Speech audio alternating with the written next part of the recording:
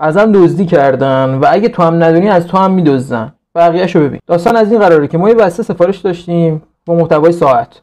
3 تا مردونه و زنونه. وقتی اومدیم بازش کردیم میگه یه دونش نیست. فروشنده نفرستاده، دزدیدن از همون. چی شده؟ آقا ما هر کاری کردیم نتونستیم اینو بهش ثابت کنیم. چرا؟ دلیلش رو بهت بگم. وقتی ندونی قانون پست چیه، قانون ارسال چیه، به این مشکل میخوری.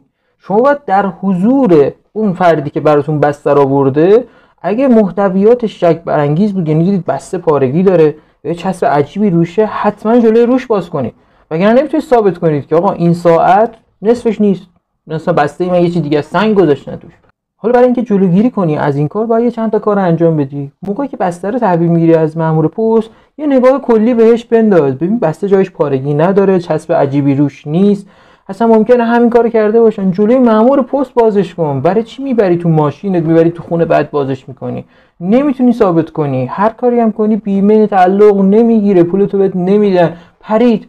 یارو خوشش اومده داخل ویواکس گفته خب من که یه ساعت ندارم، اینم که سته، یه دونه رو میذارم توش، یه دونه‌شو برمی‌دارم استفاده میکنم دیگه. طرفم دستش به جا بند نیست. اینو بفرست برای دوستات که بدونن چیکار بکنن که پولشون هدر نره. بسته‌ای که اینا با ذوق منتظرش بودن نزنه تو ذوقشون، بتونن پولشون رو پس بگیرن. امیدوارم که بهتون کمک کرده باشه و مثل من دچار دزدی نشید. بدرود.